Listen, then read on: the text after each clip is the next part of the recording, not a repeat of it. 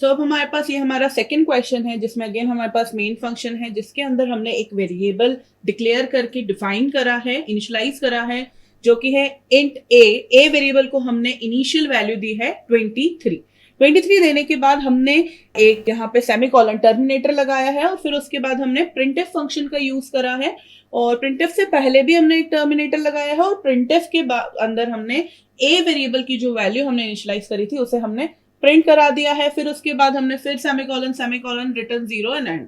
ये हमारा क्वेश्चन है। सो हमारे ऑप्शंस हैं A option 23, B option error, C option semicolon 23 semicolon, और डी ऑप्शन सेमीकोलन 23।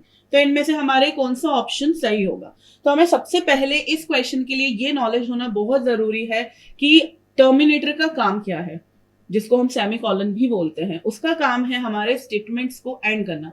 जैसे हम इंग्लिश पढ़ते हैं, इंग्लिश में हमारा जो स्टेटमेंट होता है वो किससे एंड होता है? हमने कोई लाइन बोली है कि माय नेम इज दिस, तो वो एंड कैसे होता है?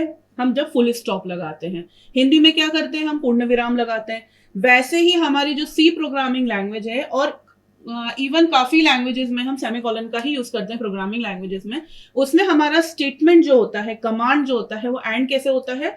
सेमीकोलन से।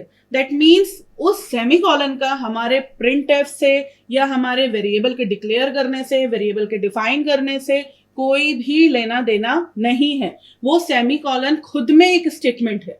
वो सेमीकोलन खुद में एक स्टेटमेंट है। कैसे? क्योंकि हमने यहाँ पे जो लिखा है इंट ए इक्वल्स टू 23, ठीक है, ये हमारा फर्स्ट स्टेटमेंट है। फिर हमने यहाँ पे लिखा है सेमीकोलन, ये हमारा हो गया सेकेंड स्टेटमेंट। ठीक है, ऐसा भी होता है ना, जब हम लाइन लिख रहे होते हैं my name is this this this, उसके बाद हमने एक लाइन छोड़ दी, फिर हम लिख रहे हैं दिस दिस, फिर हमने एक लाइन छोड़ दी। तो ऐसा तो होता नहीं है ना कि हमारी ये लाइन का कुछ इसकी वजह से इसमें हमारी कुछ प्रॉब्लम आ जाए प्रिंट होने में, जब हम टाइप कर रहे होते हैं टाइपराइटर में।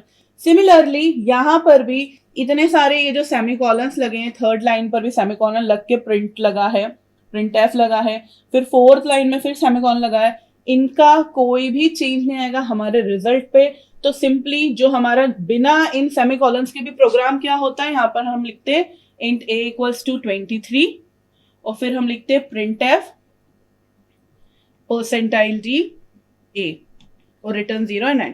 तो इस केस में हमारा आंसर क्या प्रिंट होता? 23। सो बिना किसी एरर के, बिना किसी दिक्कत के हमारा आंसर यहाँ पर 23 प्रिंट होता। सिमिलरली क्योंकि सेमीकोलंस का कोई भी रिफ्लेक्शन इस पर नहीं हो रहा है प्रिंट एफ पर, तो हमारा यहाँ पे प्रिंट होगा आंसर 23। तो हमारा करेक्ट ऑप्शन है ए।